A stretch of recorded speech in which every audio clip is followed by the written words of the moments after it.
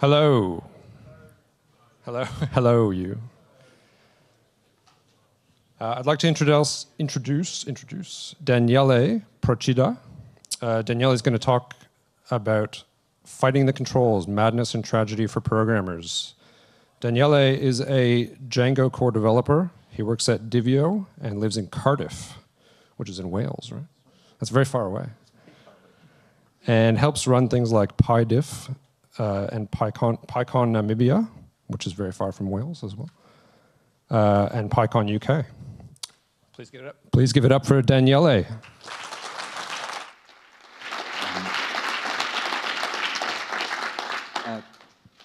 Thank you very much. And also, as well as thank you for being here, thank you to the organizers, not only for inviting me, but for putting on this event. I know how much effort it takes to put on a conference like this, and it's run by volunteers. So thank you to all of them. And when you see them, make sure you say thank you to them, because they're all putting in a great deal of time and energy into making this conference happen. So yeah, thank you to the organizers. I should introduce myself. That's what I look like on television.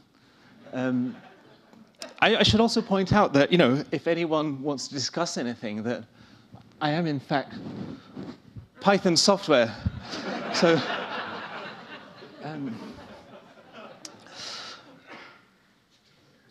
I work for Divio, a Swiss software company, and we do cloud hosting for Python and Django application developers who don't want to be DevOps or system administrators.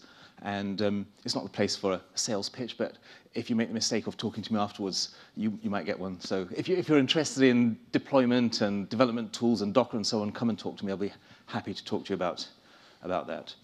I'm heavily involved with Django. I'm a Django core developer. I'm a board member. In fact, as I discovered, sometime afterwards, I'm actually the vice president of the Django Software Foundation, which is not actually as glamorous as I'd like it to sound, but there you are.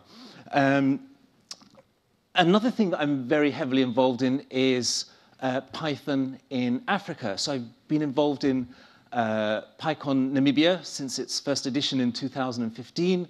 Then in 2016, PyCon Zimbabwe came out of that, and then there'll be a PyCon Nigeria for the first time this year. So that's one of the things that it's an enormous pleasure for me to be, a privilege to be involved with. And I'm very lucky that my employer gives me very generously a great deal of time to spend on these initiatives and on my work in the Django project. So thank you to them. You can email me and contact me on, I don't say anything interesting on Twitter, or just come and talk to me. Now, sadly, that's enough about me. I have to get on with other things, and I want to talk to you about tragedy and madness, because it's something that we as programmers have to deal with an awful lot.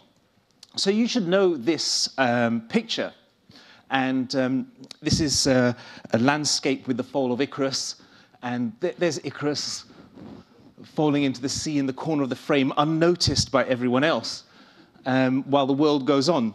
And you can imagine Icarus in the story falling out of the sky, and it's a story of fear and helplessness, because his father's watching him as he falls. And you think, well, this is a terrible tragedy. And that's partly wrong, actually, because a tragedy, if you consider the original meaning of the term, was a Greek dramatic form, a story, a narrative. And narratives are never senseless. So we say this might be a senseless tragedy, but it's not senseless. A tragedy really isn't senseless. It's always meaningful, because it's a story that tries to make sense out of some terrible loss. And so we have the fall of Icarus, and then we have the story of the fall of Icarus. And they're two different things. What happened to Icarus happened only to Icarus, but the story of what happened to him belongs to us to make sense of and to learn something from it. You know, it's a story about hubris or about not listening to your father's advice, or about how nobody notices when you perish. Icarus and his moment have gone, but the story of the time remains, and that's ours to learn from. So there's the time and the record of the time, and I'm interested in the record of the time and what we can learn from it as programmers. You probably know this famous definition of insanity, of madness, that from Albert Einstein, that madness is doing the same thing over and over again and expecting different results. Except it actually wasn't Einstein who said it, it was the writer Rita Mae Brown, or apparently not Rita Mae Brown, maybe it was Mark Twain. But it's not Mark Twain, it was an ancient Chinese proverb, and nobody really knows where this came from. But we're programmers, so we're familiar with this experience. Have you ever found yourself in the situation where you're doing the same thing again after running into unwanted behavior, running exactly the same code in exactly the same circumstances, as though you might get a different result? There is something slightly mad about this, and it's, as programmers, it's an experience that we're all familiar with. So what's going on? What is this madness that afflicts us, programmers? We're sitting there at the controls of our machinery, doing the same thing again because the results weren't what we expected. We do it again and we watch in disbelief, and when it crashes again, all we can say is, damn it, this can't be happening.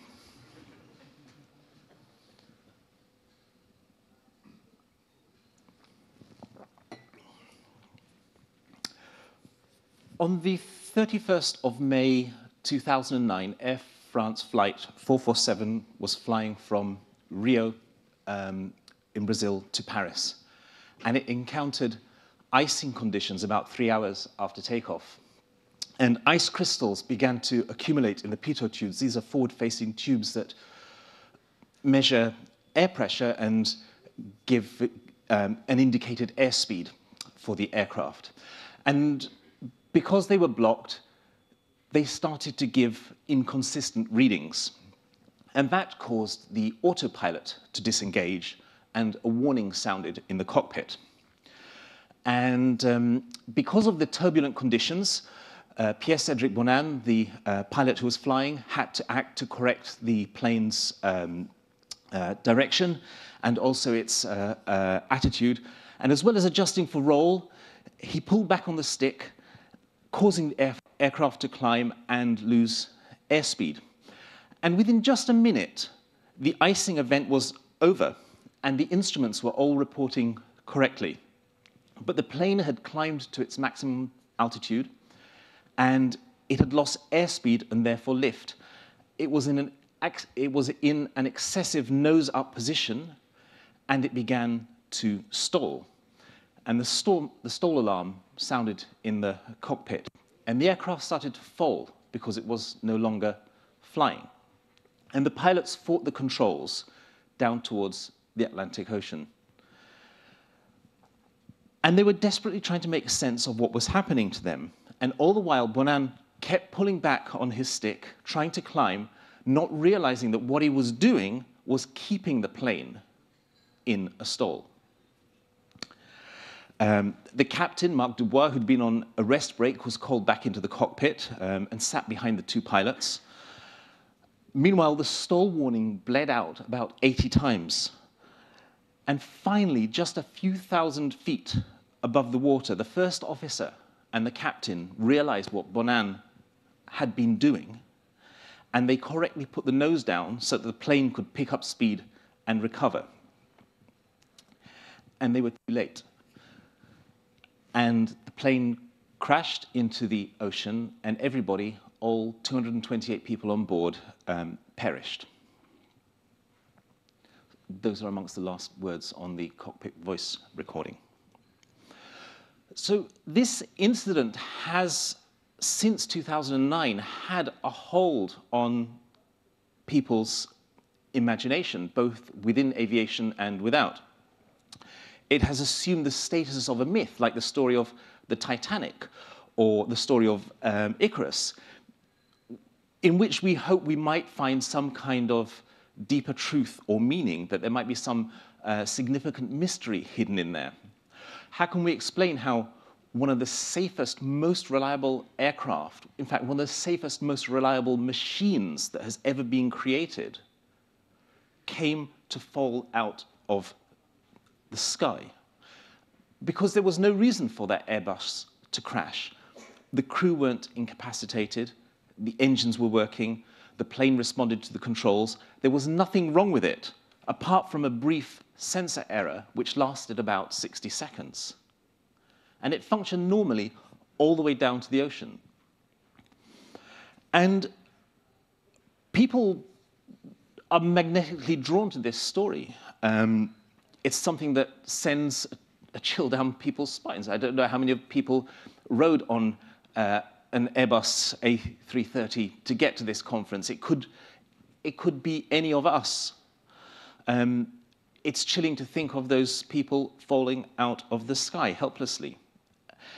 And it's chilling because the story of what happened in the cockpit is a story not just of something going terribly wrong, but it's the story of a kind of madness that we find quite hard to look into. It's like staring into an abyss that is very uncomfortable for us.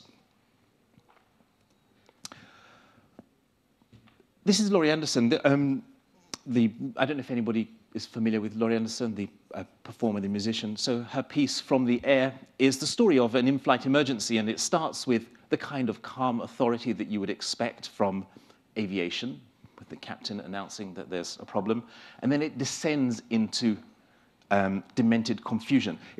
It's very well worth listening to, maybe not before you get on a flight. She points out that in an air crash there are two times. There's the time, and there's the record of the time. In other words, there's the moment, and there's the retelling of the moment. So there's the time, the moment that we live through, and that's the time that belongs to us, the human world, the world of flesh and blood, of fear maybe, here and now. And there's this other time that belongs to this strange other world, the world of the aviation and the plane and its systems and the data and the technology and the numbers and all these facts that can somehow be reconstructed after the event, even after the plane itself no longer exists. So we have our time that we're living in right now, which is maybe slightly confused and contradictory and fleeting, maybe counted out in its remaining minutes and seconds, and the time that's going to be reconstructed afterwards in the investigation to be preserved forever. So the time and the record of the time. And when our time that we're in right now comes to an end, there might be a reconstruction of it afterwards that, even though ours is gone, can be preserved. So only the record will remain. And our time unfolds just once, and it goes only in one direction, and when it's over, it's over. But the record of the time can be slowed down, it can be paused and stopped, it can be played backwards and forwards over and over again. So in our time, Air France flight 447 is gone, and those people are gone, but we still have the record of the time. And in the record of the time, we can suspend the fall of that aircraft. In maybe some merciful version of the story, the passengers are unaware or even asleep. They're unaware that in the cockpit, some kind of madness has taken hold, and that the pilots are fighting the controls, that Pierre-Cédric Bonin is doing the same thing over and over again and expecting a different result. So we've been talking about madness, and which is a troubling term when you think about it. And people, when they reflect on some of these stories about aviation, will talk about pilot error. And these are both very unhelpful terms because they're not very revealing and they're quite judgmental. And aviation has developed ways of talking about these things that are more useful. Aviation calls what happened in the cockpit loss of situational awareness. And what happened is that Bonan, Robert, and Dubois lost situational awareness. And it's what happened when a pilot loses the true picture of their situation. When you lose situational awareness, all the cues, all the clues that you need might be staring you in the face, but because of a contradiction with your expectations, you won't see them, you can't see them, and you will fail to understand what they're telling you. And in aviation, loss of situational awareness is absolutely deadly.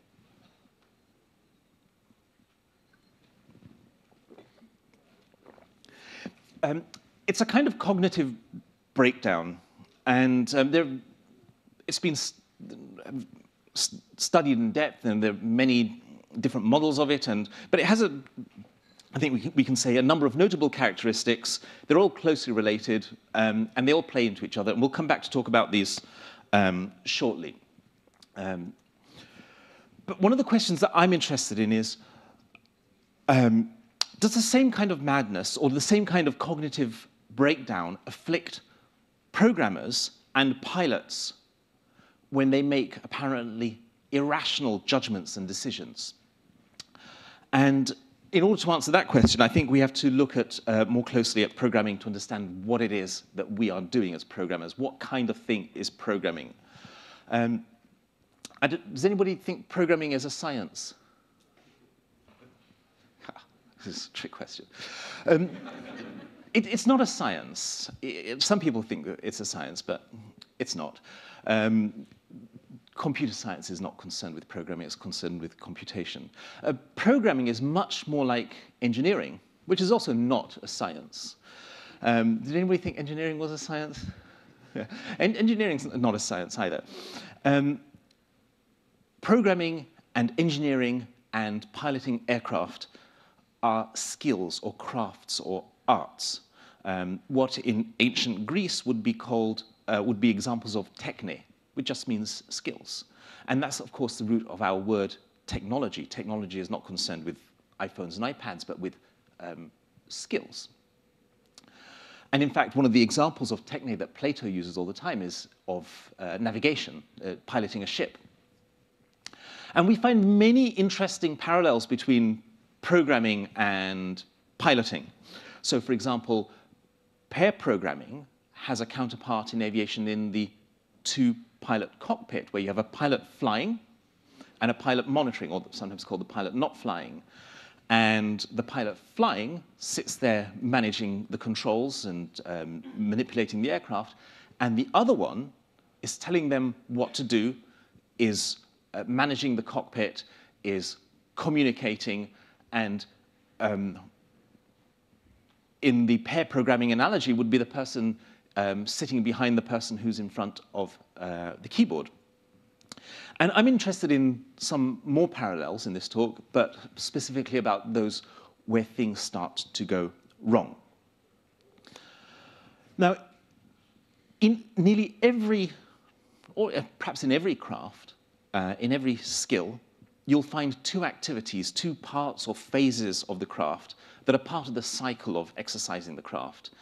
And they correspond to two activities in the craft of programming, which is programming itself and debugging. So the creative act of programming and the troubleshooting, the creative phase of programming and the troubleshooting phase of programming. So we can call these the primary and secondary activities. So the primary activity, programming, is synthetic. We're putting things together. The secondary activity is analytic, where we're trying to work out what's going on in them. Assembly and disassembly. In programming, we're moving forwards. In debugging, we're moving backwards into what we've done. In the primary activity, this is any kind of craft. You know, it could be composing a piece of music. the primary activity is imaginative and goal-oriented, but the secondary troubleshooting part is logical and problem-oriented. In the primary activity, we ask questions like, how can we get there from here? And when we're debugging, we're thinking, well, how do we get here? When we're in the primary activity, we want to make something happen. And when we're debugging, trying to work out why it's not working, we're asking, why isn't it happening?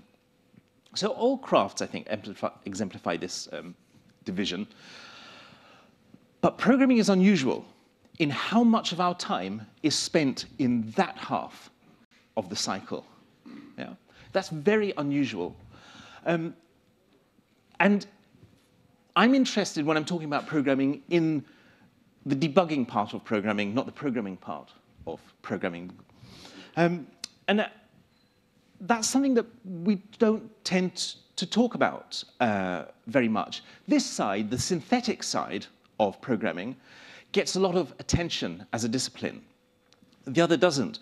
So as an activity, programming has methodologies and frameworks and paradigms and models, and a lot has been said about practices, about how teams work, how work can be planned and managed and executed and so on. But about debugging, very little is said, which is strange because everybody recognizes just how much time we spend in that half of the cycle. And I think there are reasons for this. I don't think it's a mystery. Firstly, programming is a creative craft. Not all crafts are creative. Every program is a new program.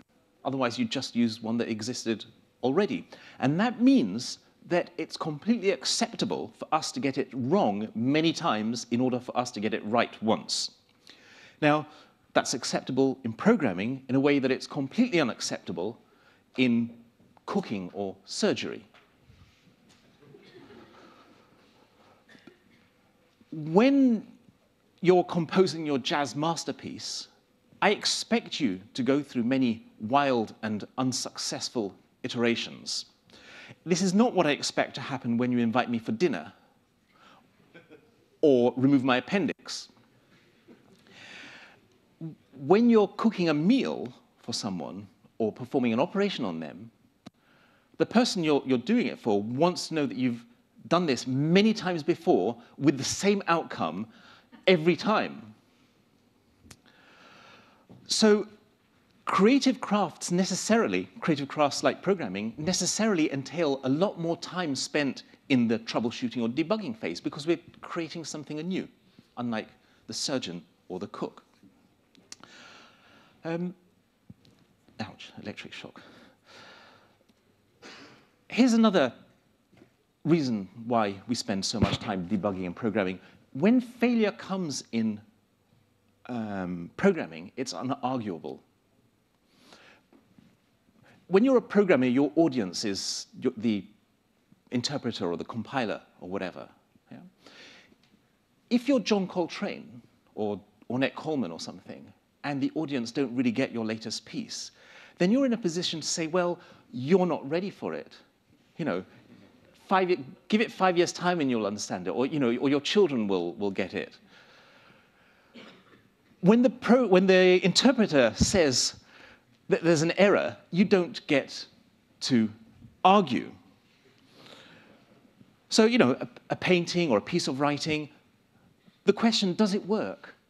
For a while at least, can be an open question, and it's an aesthetic question. And we mean things like, does it ring true? Is it beautiful or elegant? Does it produce the desired effect? It's a matter of judgment. In the case of a program, it's not a matter of judgment because the computer is telling you, and you don't get to have any judgments about it. Given the inputs, the program will either produce the expected output or will not. In the worst case, it will actually crash, rather than merely giving incorrect results. So you can consider whether your writing works when you're writing some prose. You look at it again from different angles, from different lights. you can sleep on it. You can't do that with a program. It either works or it doesn't, and no amount of considering is going to change that. You've had your answer. Now it's time to start debugging. So straight away, as soon as we try it out, if it goes wrong, debugging time for you. Another reason, in programming, trying again is nearly instantaneous and cost-free. You know, when I do it, I just press up in the terminal and then hit return again. We have a very short try it again cycle, and it means we're tempted to do the same thing again immediately. Now, if you're an engineer, I mean the other kind of, you know, the engineers, not the software engineers, let's not fool ourselves. Even if we fool others, let's not fool ourselves. If you're an engineer trying to work out why a machine is not working as expected, the cost of trying it again can be time-consuming and huge. It could take hours. It could destroy the machine. You know, people are building bridges and dams. Maybe have one chance to get it right. They don't think, well, let's give it a go. Let's see if the dam will hold the water. It doesn't work like that in structural engineering. Imagine your pressure after your first attempt to build the dam didn't quite work out. But for us as programmers, trying it again can be done immediately, and it costs us nothing. So very little gets in the temptation of the wait, let's try it again. Sorry, skipped one. Let's go back. Similarly, feedback from our errors or from our attempts in programming is nearly instantaneous and cost-free. And it means that we're tempted to try things just to see if they'll work. So an engineer will need to think very carefully through the implications of their latest modifications to decide what the effects will be. In front of our computers, we get that feedback at no cost without going even to the trouble of thinking it through. So there's very little to stop us from trying to get the feedback that we want. And finally, debugging is mostly a private affair. The programmer, the code, and the error. It's a horrific ménage à trois. And debugging is a private misery. It's, you know, it's like throwing up or a relationship that's not working. It's to be endured in private until it's over. And so, yeah, you know, so the debugging, it stays in our heads. Programmers don't like talking about debugging while they're doing it, because debugging is the admission of an ongoing failure, of something almost embarrassing. They don't mind talking about it. In fact, they love talking about it afterwards. Oh, you'll never believe this bug that I found, and, you know, and out comes some lengthy war story, but that's afterwards. You know, that's when the misery is behind them. It's not what they want to do during the process, and so programmers fight with the code alone. So all these things come together, and they tip the programmer more quickly into debugging than happens in other crafts, and they keep the programmer there more firmly than happens in other crafts. And they form a really vicious cycle in which the response of the programmer is to try again in a short cycle with no time to step back or consider, and it's a closed cycle in which the programmer is disinclined to get away from this horrible little orbit of the error and the code to talk to someone else. And so there we are. Programmers debugging, finding ourselves doing the same thing again as if we expected a different result, fighting our controls. And it's a kind of madness, but we know that we should call it loss. We should call it it's cognitive breakdown. And what I'm wanting to argue here is that the nature of debugging itself tends to provoke cognitive breakdown in us. So if you want to use the word madness, I'm arguing that debugging has a tendency to tip us into madness, that debugging itself provokes loss of situational awareness.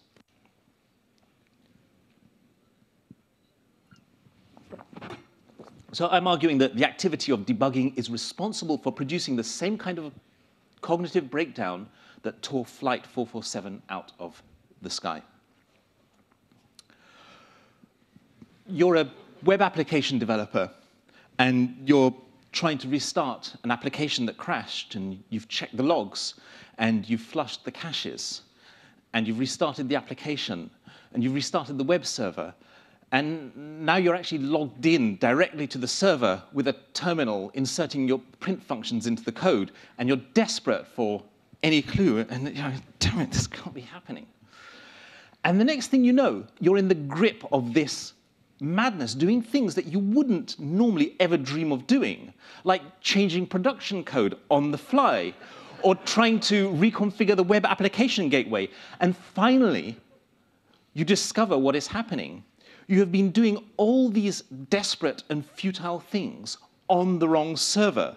You were typing the commands into the wrong terminal window. Because you were desperate for clues, but you couldn't see them. And you wouldn't see them, though they were staring you in the face, because you lost situational awareness and you were too busy fighting your controls. Or you're debugging a complex algorithm that was working until yesterday, when you made some minor and insignificant changes. And you know this algorithm inside out because you've been living inside it for a month. And somehow its logic is collapsing all around you. So you start taking it apart, piece by tiny piece, changing and checking and rechecking parts of it that you know can't possibly have anything to do with the problem that you're seeing. And then changing it so much that your own mental model of it starts to break down. And damn it, this can't be happening. And then finally, you realize that something else changed and your algorithm was receiving different data from before. You dived into a deep debugging rabbit hole, chasing after a completely irrelevant solution to your problem. There was absolutely nothing wrong with your algorithm at all in the first place, but you lost situational awareness because you were too busy fighting your controls. And then you fly your plane into the sea, telling yourself that this can't be happening.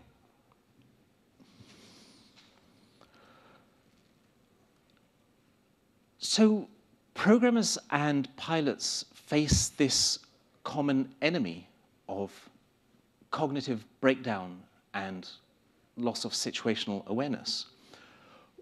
What can we do about it? Well, it happens to us as programmers, and it makes us look and feel foolish. And when it happens to pilots, they die. So unsurprisingly, aviation has developed very effective strategies to mitigate loss of situational awareness, to prevent it in the first place, and to recover it when it starts to falter. And what they do is target the kinds of cognitive breakdown that characterize it. So I mentioned these briefly, I alluded to them earlier, these characteristics of cognitive breakdown. So very briefly, yeah, we're okay. Your eye's got a blind spot. If you close one eye and you're at the right distance from that, you will only see one spot. It will be literally impossible for you to see the other spot because your eye has a blind spot where the optic nerve leaves the back of the eye. If that dot's in your blind spot, it's impossible to see. Blind spots are absolutely deadly. They don't just obscure what you're seeing. They don't just obscure what you're not seeing, rather. They also obscure the fact that you have a blind spot in the first place. A blind spot obscures its own existence. You can't even tell if you have a blind spot. And we all live with blind spots of literal physical kinds and other kinds, cognitive and perceptual kinds too. And new ones can appear at any moment. And the only way to see past a blind spot is by introducing a new perspective, maybe by shifting your position, opening your other eye, or inviting another party to look at the situation, another observer. Faulty mental models. We all rely on our mental models of the world. We don't reconstruct our picture of the world completely anew in every single instant. We have a model of the world, and we work with that. We have to be able to internalize the outside world in order to be able to deal with it. So we create this subjective representation for ourselves. And the more complex the world that we're dealing with, then the more complex our mental model needs to be. When that model breaks down, we need to rebuild it based on the world itself, based on something from an objective reality outside our subjective representations from it. German's a very useful language in all kinds of ways, not least because of the way it makes its words. In German, there are two words for object. There's Ding, as in thing, and there's Gegenstand. And Gegenstand means literally something like a stand against, or against stand. So objectivity is that which we can stand against, some other thing that's outside ourselves, that is not ourselves. Just like Archimedes said, you know, if you give me a lever long enough and a firm place to stand, I can move the world. Well, when it comes to knowing the world, we need a piece of the world that we can firmly stand against, that won't give way when we press against it with our assumptions or beliefs. So this other thing that's outside ourselves, it doesn't need to be the whole world, it just needs to be a piece of the world that we can get hold of and use to start rebuilding a working mental model. Misjudging cause and effect. Well, we don't see causality itself at work in the world. We just have observations, and then we make judgments. We judge that this was the cause and that was the effect. We don't see the causality itself working in between them. And making judgments about cause and effect is a very troublesome business at the best of times. But in complex and stressful situations, it's very easy to make the wrong judgments about cause and effect. In Flight 447, the flight computers alerted the crew to the stall. But when Bonin pulled back on the control stick and the plane's angle of attack increased beyond a certain degree, the flight computers were receiving such anomalous data that the stall warning stopped, because the plane could make no sense whatsoever of what was happening. When he sometimes, on the way down, let go and the plane recovered, the plane could once more make sense of what was happening, and the stall alarm set off again, and he once more pulled back, and then the warning stopped. So he was trapped in this horrific loop of feedback in which apparent effects were 180 degrees out of phase with their causes. And rescuing our judgments about cause and effect in the world means pulling them out of these stressful and tight loops by making them clear and explicit so they can be corrected and checked. And that's just what didn't happen in Flight 447. And finally, poor decision-making. Now, private decision-making is almost always of a poor quality if it stays inside your head. Our reasoning, our thinking, needs to be made explicit. Bonin's reasoning, if he'd said what he was doing to the other members of the crew, it would have been immediately and obviously faulty. And as panic set in, his actions became more and more irrational. But they went unchallenged because his decision-making stayed inside his head, where it couldn't be challenged or corrected. And the other members of the crew actually made some poor decisions too. Decisions that were revealed implicitly in their actions and remarks, but never explicitly brought out into the light, where they would have withered on the spot if they had been exposed to the light. So aviation has spent over a century learning how to deal with these problems, and the lessons are woven into the training of every pilot. And in aviation, cognitive breakdown is addressed through very, very simple and practical procedures. In aviation, everything is on a checklist. It doesn't matter how many times you've followed a certain procedure, how many times that day you followed a certain procedure, you do it working with a written checklist. So this is a 747 freighter checklist for, you see it says normal operating checklist. So this is for the primary activity of flying, the normal activity of flying, the programming part of programming, as it were. This is the left-hand side of that earlier column. It's everything you will do in a flight from before starting until the flight is completely terminated. And these are a couple of pages from the A330 quick reference handbook, which is for the secondary activity of flying, the debugging part, emergency procedures. It's a big, I think there are a couple of handbooks. Anyway, they're big books, and they're down in the pockets by the side of the pilots. Each one has one. So the minute something goes wrong, they're supposed to whip them out and put them on the lap.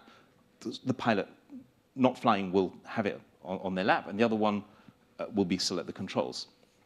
And there are checklists for just about everything. Only for a few instances in an emergency, will the pilot be working on their own resources, as Bonan should have done in the few seconds after he had to take control over from the autopilot. But then they should have gone straight to the quick reference handbook. Instead of Bonan relying on his training and his experience and his memory of procedures, instead he fought the controls. And one of the things that a checklist like this does is serve as an alternative perspective. It helps avoid blind spots, because your memory and judgments and reasoning might all be faulty, but when you're following a procedure that requires you to check and confirm something, a checklist allows you to step outside of yourself. It helps you rebuild a mental model that has gone wrong, particularly those parts of it that you might have skipped over in a hurry because they seemed insignificant. It gives Gegenstand, it gives you something to stand against, some objectivity. And we don't really use these in programming. Sometimes we use them for system operations. Sometimes we use them for programming, but I've never seen them used in debugging. In aviation, communication is always explicit and verified. So we'll say, I'm the other pilot passing. You have the controls. The pilot will say, I have the controls, and repeat it back to me. So we've cross-checked. Or descending to flight level 330, and the pilot will say, yes, descending to flight level 350. So this addresses all of those elements in cognitive breakdown. It brings in another perspective. It gives us what someone else is thinking who's not ourself. It tells us what they're doing. It helps rebuild and repair mental models. It makes actions and decisions clearer, helping connect cause and effect. And it exposes our thinking processes. It makes them public, revealing any flaws that might be in them. You know, say, what, 350? And then you'd know. If you keep that inside your head, nobody will know if you misheard 350 or it was supposed to be 330. And in Flight 447, this communication breakdown was part of the cognitive breakdown. And it's painful to read this, because Bonan had been pulling back on the stick, trying to climb, and the other pilots didn't know because he hadn't told them what he was doing. Robert had been on the other side of the cockpit. Robert had been pushing forward on the stick, trying to lower the nose, but the system was in this dual input mode, where it sums the inputs from the two sticks. So they were cancelling each other out. And Robert had not made his own actions explicit either. So nobody in the cockpit knew what the others were doing until it was too late. And we see this all the time in debugging. So this is just from the Django IRC channel. You know. The moment that he spelled out his problem, the answer was immediately apparent to him because he spelled it out. This happens to me all the time. And you don't need an IRC channel or a co-pilot. You can just tell it to the wall. So sometimes the act of description will turn out to be 90% of the way to the solution. Now, stress and panic drive us into tighter loops of bad decision making. One of the things that, well, the one thing that aircraft do really, really well is fly. And an airliner wants only to do one thing, which is to fly level and in a straight line. And if Bonan had simply let go of the controls when the autopilot disengaged, the plane would have maybe moved from its course a bit or been bumped a bit about by the turbulence. But that would have been the most significant outcome of the event. And at almost any point in the next few minutes, he could have simply let go of the controls and everything would have been all right. The aircraft would have recovered its attitude and its airspeed, and they would all have lived if he had stopped and done nothing.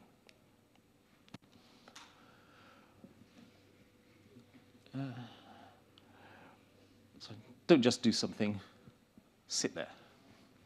So simply doing nothing will allow an aircraft to recover. And it will allow the pilot to recover too, to recover from the cognitive breakdown. And a pilot can't do nothing indefinitely, but it's possible for longer than you think. Even in an emergency situation, and as programmers, we can stop and do nothing almost indefinitely. Yeah?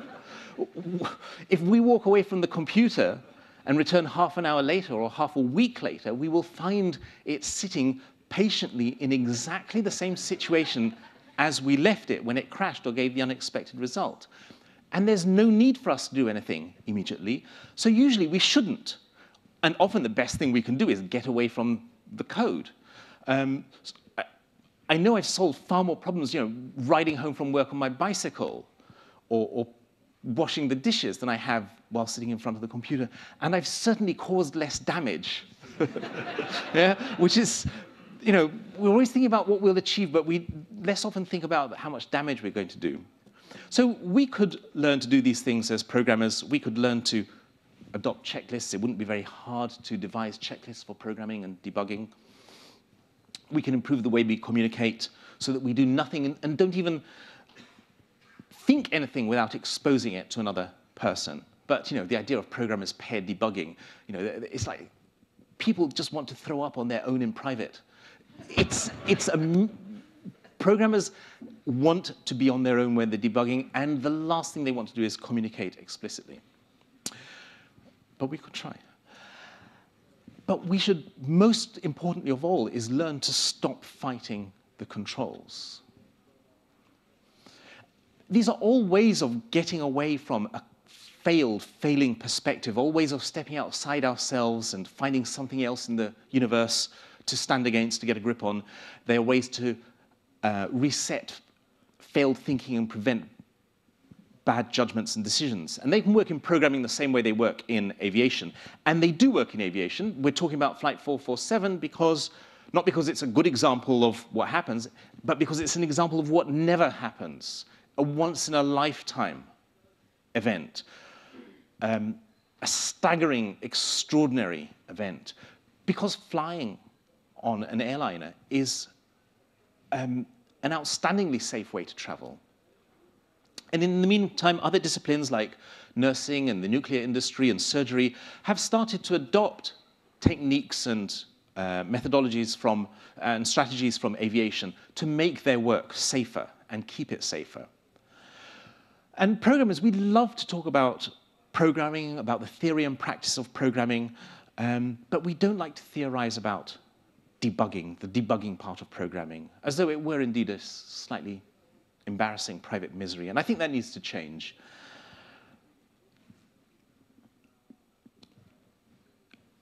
In an air crash, as I said, there's the time and there's the record of the time. And in aviation, the record of the time is painstakingly built up, and it's scrutinized and it's replayed endlessly so that it won't be repeated in another tragic loss. And we rarely do anything like this in programming.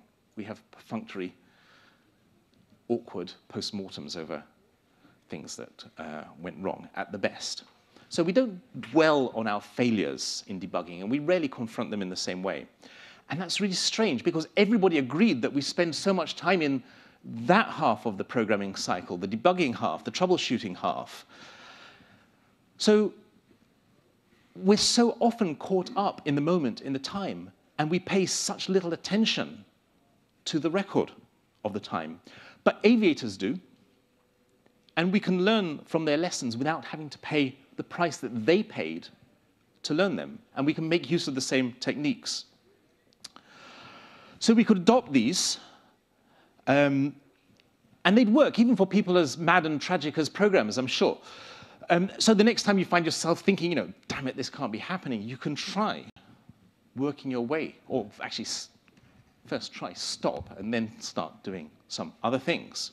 And you can even use these things when you're fruitfully to solve other problems and crises, like a malfunctioning shower or relationship. But these things work in aviation because they're built into it at every level, not because you read about it on the web or somebody talked about it at a conference. In aviation, safety is, and these practices are a defining part of the culture and processes. And the truth is that as individuals, we could only ever get so far. There's only so much we can do as individuals, whereas in aviation, everything is very systematic and cultural and fundamental. The individual pilot's use of those techniques works because they're part of the culture. And until our debugging mistakes kill us and our colleagues and our customers, our industry probably isn't going to change that much.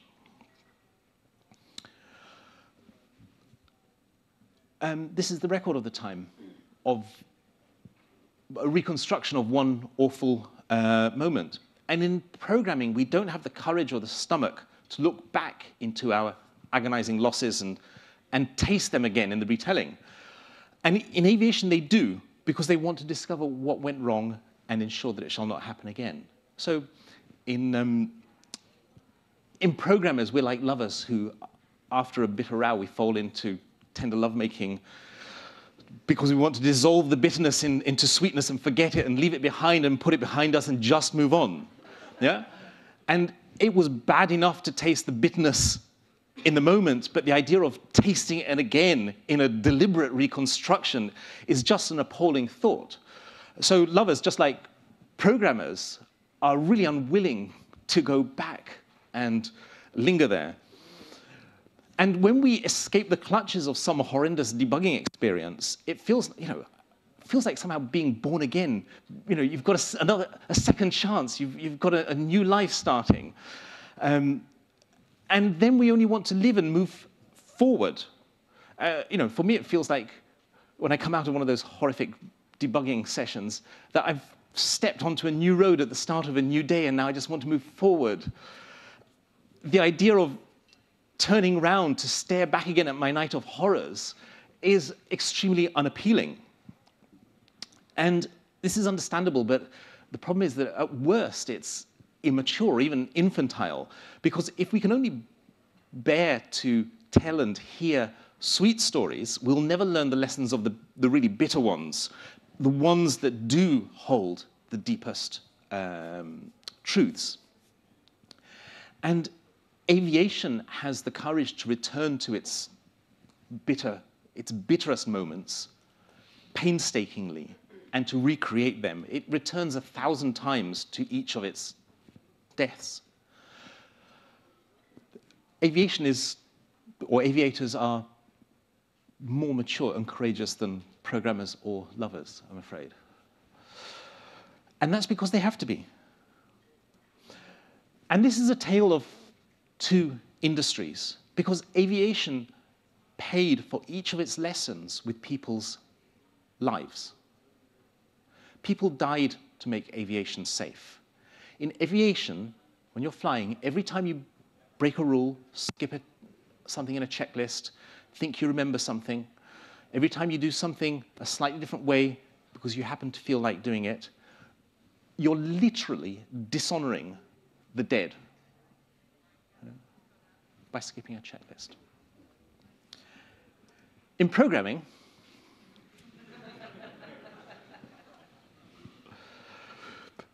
and I don't think it's going to change. So, thank you very much.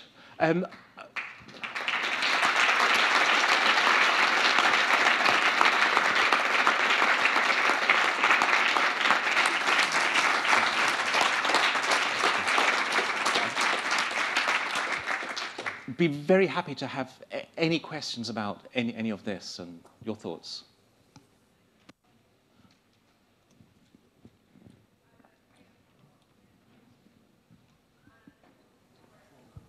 Thank you very much. Very, very worthwhile talk. Thank you.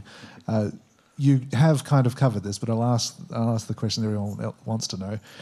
You don't give much hope for this changing. What do you think it would take to change, short of people dying from programming errors?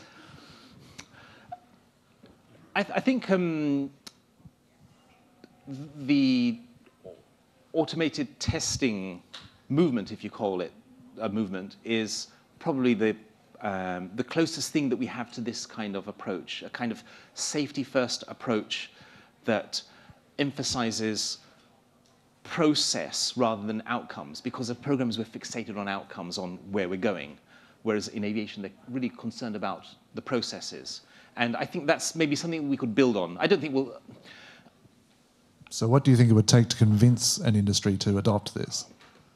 I don't think there is anything that will, honestly. I think maybe in small cultures we might be able to take steps in that direction, and maybe that will have an effect if enough people do it, but I'm not too optimistic. The same thing goes for not just programmers, but lovers as well. In the DevOps movement, they have a post-mortem practice. Do you see that as a positive sign? Yes, although, you know, compared to the way that post-mortems are conducted in aviation, it's still nowhere near the depth and importance that it has in aviation. But again, you know, the blame-free post-mortem, that's becoming very important in things like nursing and surgery, where when something goes wrong, it might literally be a post-mortem, you need to look at things in a way that will allow the truth, however bitter it is, to come out. So that's, again, another potentially hopeful angle inwards to this. You've talked a lot about the importance of using checklists for debugging. Has anybody developed a good debugging checklist that's generally useful? I've got one, actually, that's very useful. And it's only got one item in it so far, which says, make sure you're in the right terminal window.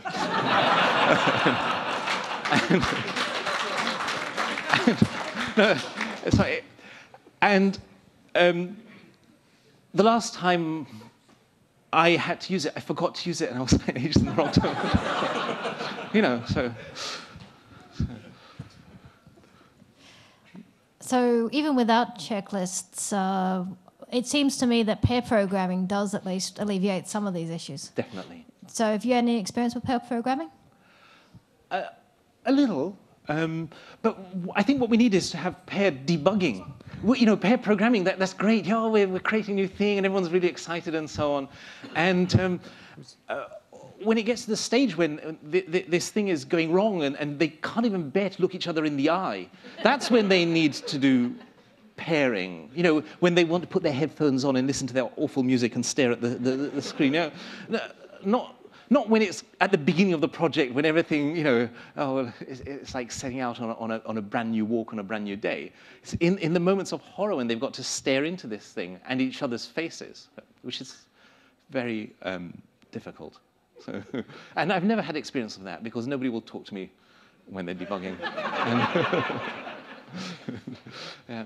And like poor Pete on that Django IRC, you know, took him 3 hours to ask his question that just asking it solved it for him. So, You mentioned you've got a checklist with one item. Have you tried or used any other principles from aviation yourself? For example, I don't know, but checklist is one. But have you tried any additional things yourself to just try and better your quality, I guess? well, the thing that has worked best for me is to go and ride my bicycle. Actually, that's fine. That is normally where things get solved. And what was it? Checklists and not staring at the code anymore really helps. Not a question, just a quick story. But in the 80s, no, okay. Sorry? Oh, sorry. No. At the end, if it's really quick, maybe you can get it in. Tough crowd. If you're doing embedded programming in the medical industry, you can kill people. And so the Therac 25 is a kind of the famous example of that. Can we borrow any of the practices from those fields of programming that are extremely quality focused and apply them more generally? Of course we could. But, we're here, yes? This is our culture. This is what we're doing. I'm a web application programmer, so we're the lowest of the low. Who cares if our crummy web applications crash? So if something goes wrong with Facebook, embarrassment at worst.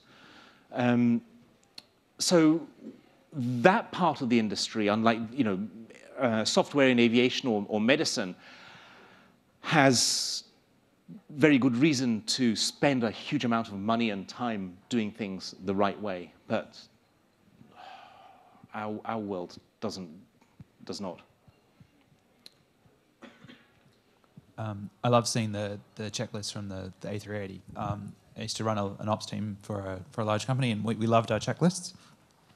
The problem is that when a checklist doesn't have an item for the thing that you're currently dealing with, people become disenfranchised. Oh, checklist doesn't help, I'm going on my own. And you build a sort of a culture of heroes that solve it without the checklist. But writing checklists is really hard. It requires a sort of a creativity that a lot of people don't have. Your great comment, which is, why is this happening, is also, this couldn't possibly happen. And you don't write a checklist for it, because of course that will never happen. We'll never have 4 engine flameouts or something like that. How do you culturally encourage people to be, to say really bluntly, like more creative about how things can go wrong?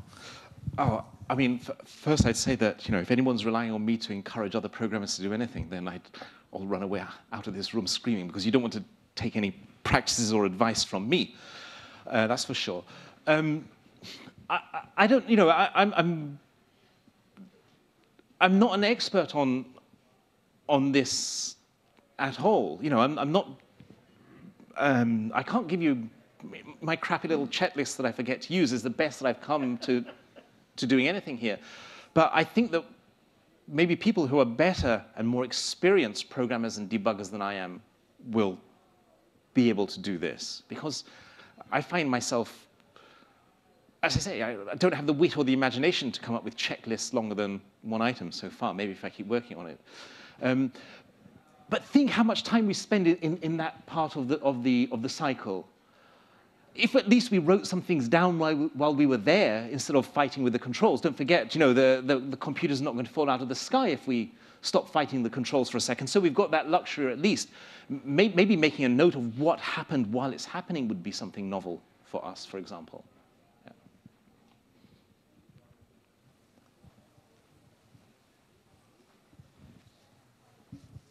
Yeah, I feel like it's a bit unfair to the programmers, because when we work in a business, a lot of the time we do not have controls. The project manager says, hey, this got a deadline, you have to meet that. Yeah. So I felt like a lot of time we should communicate with the people who don't have technical background. That's very important. Some of this knowledge is shared with the non-technical people, because it's really hard when you got a deadline, you say, hey, I can't move fast, I have to do this and that. Yeah, I don't know what... that's another thing, definitely, that's something that can be learned from aviation, where one of the deadliest things that can manifest in the cockpit is an authority gradient, where there is a senior pilot and a junior pilot, and the junior pilot feels reluctant to contradict or question the actions or decisions of the senior pilot. That's absolutely deadly. So they've worked extremely hard to eradicate that, to make it possible for any pilot to question another pilot. It's been very interesting in many Asian cultures, how in the last 20 years or so, they have KAL, Korean Airlines, has worked extremely hard on this over the last few decades. And because there are cultural attitudes to authority in some parts of the world where it's very difficult to do things like question somebody who's senior to you. But it can be done, even in the face of deeply ingrained cultural expectations and values.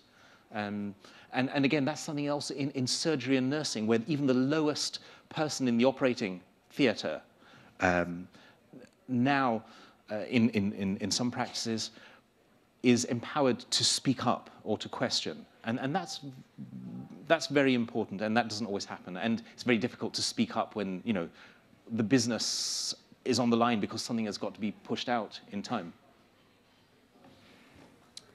Any more questions? I've got a couple of minutes.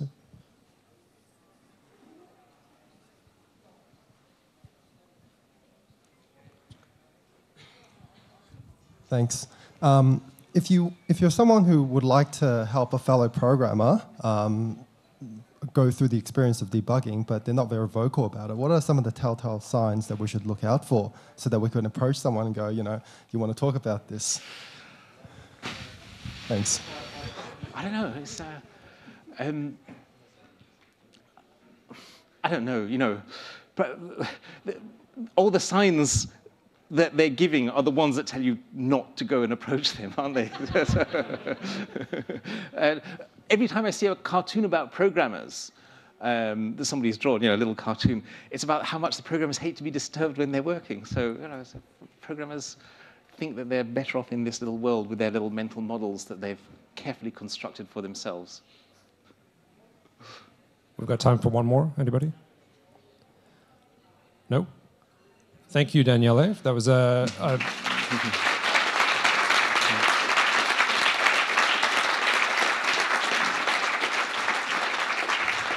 that was a wonderful talk. And Thank you very much. Thank you very much for making the trip from Cardiff. Thank you. Thank you for. We hope to have you again. Thank you. Thanks for your questions. If anyone wants to talk to me about anything I've mentioned, from piloting to Django or deployment or Python in Africa, come and talk to me. Thanks.